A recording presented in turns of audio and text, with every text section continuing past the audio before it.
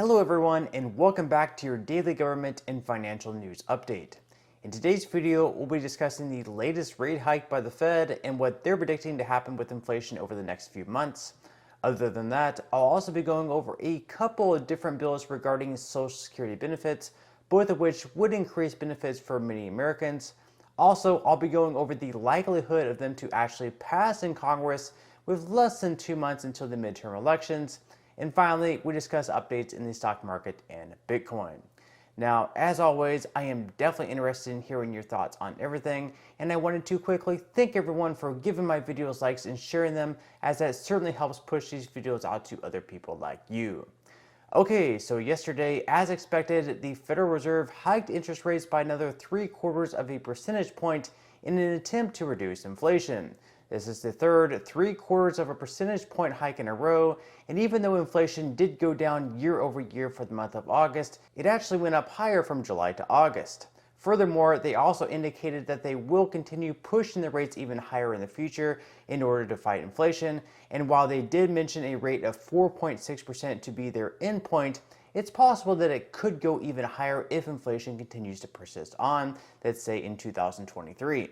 Now, Federal Reserve Chairman Jay Powell said that they are strongly resolved to bring inflation down to 2%, and they'll keep doing it until that job is done. I don't know how long that's going to be. Let's hope that at some point in 2023 or 2024, we finally get back down to 2%, because things have been way too high over the past year. Now, he also said that a recession is possible, especially if the Fed has to keep raising rates in an aggressive manner.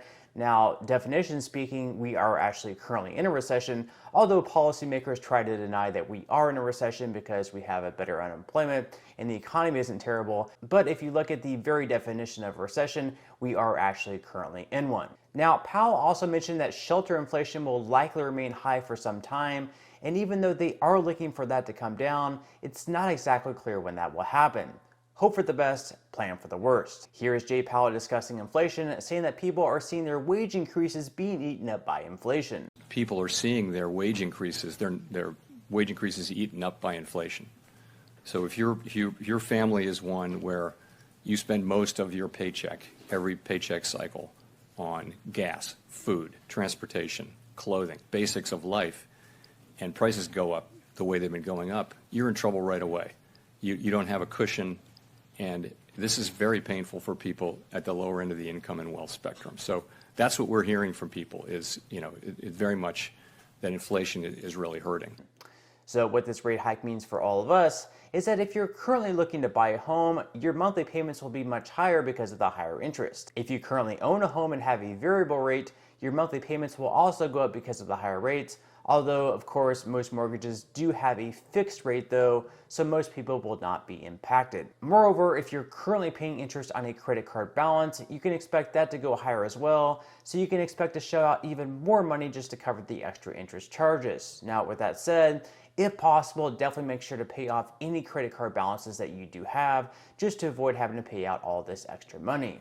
Now, as far as when this rate hike will show an impact on inflation, it's really hard to say, but we can only hope the inflation report for the month of September looks a lot better than the last one for the month of August, where once again it actually increased from July to August. Now, one group of people who will especially be looking out for that report are those on Social Security, where next month they'll know how much of an increase they'll be receiving. That's because on October 13th, the cost of living adjustment for 2023 will be announced, and according to predictions by the Senior Citizens League, the adjustment will be right around 8.7%, which means that on average, beneficiaries will receive a bump in pay by around $1,729 per year. Now, the best case scenario for those receiving Social Security benefits is that the cost of living adjustment comes in at a generous amount, and then we begin to see inflation go down. That way, when monthly benefits are increased starting in January of 2023, the cost of food, shelter, medical care, gas, and all other expenses aren't even higher than what they are currently now, making it so beneficiaries would once again have to wait for yet another large adjustment in their pay, which wouldn't happen until January of 2024. Now, there are currently a couple of different bills in Congress which would boost the pay for those on Social Security benefits, making it easier for them to get by. But right now, there's another one that's actually surged to the front, making it so public servants such as teachers would receive benefit increases. Now, as things currently stand, many public servants such as policemen, teachers, government workers, and others actually receive reduced Social Security benefits because they already qualify for a public pension from employment that is not covered by Social Security. This is called the windfall elimination provision, so that provision would be repealed in addition to the government pension offset, which currently reduces spousal benefits for surviving spouses who collect government pensions.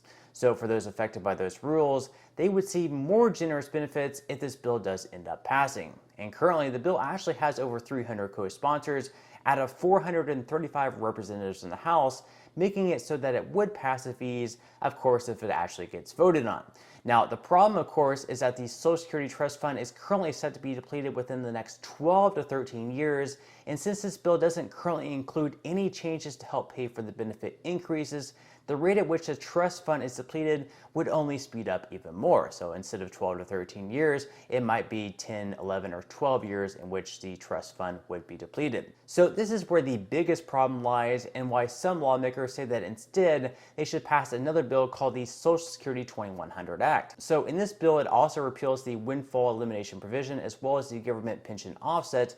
But unlike in the bill that I just mentioned, it actually does have a way to pay for the benefit increases, as those earning over $400,000 per year would have to once again pay Social Security taxes. And in addition to repealing those two things, current beneficiaries would also receive a 2% boost in their pay, and it would change the way the cost of living adjustment is calculated to much better reflect the things that seniors usually pay for. So these benefit increases in the future should go up much higher. So in addition to the cost of living adjustment that beneficiaries will be seeing next year, they'll also be seeing another 2% bump in their pay if this bill does end up passing before the end of this year. Now, up to this point, a markup for the Social Security 2100 Act has not been scheduled, and considering that Nancy Pelosi has been opposed to the bill, it is unlikely that this will happen before the midterm elections.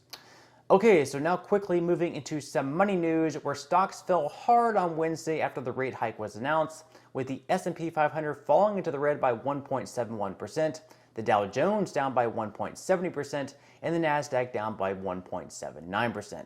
So far today, though, futures are in the green, with Dow futures up by 0.33%, S&P 500 futures in the green by 0.28%, and Nasdaq futures up by 0.21%. Year to date, the S&P 500 is currently down by 20.99%, and just for a historical perspective, this would be the worst year for the index since 2008, when it fell by over 38%.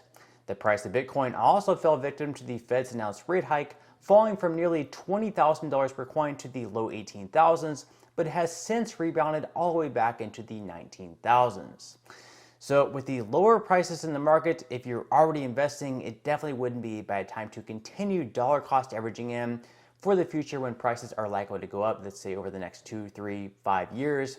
But if you haven't started investing, it also wouldn't be a bad time to get in at these much better prices than where they were just 1 year ago. So with that said, if you would like to receive 12 free stocks and $5 worth of Bitcoin, in the comment section below, I will leave a link where you can receive just that from my partner in Webull. And even if you don't feel like investing at this time for whatever reason, once you receive the free stocks, what you can always do is just sell them for what they're worth and then transfer that money right back to your bank account. So in total, you should be receiving a value of at least $50 or more. Some people have actually received over $3,000 in the past, which again, you can transfer this money to your bank account. But really, at the end of the day, you can think of it as just some free extra money with just a few minutes of work. But on that note, I'm going to go ahead and wrap up this video. If you enjoyed the content in today's video and you would like to see more like it, make sure to give this video a like, subscribe to my channel, and ring the notification bell. That way you won't be missing any of my future videos.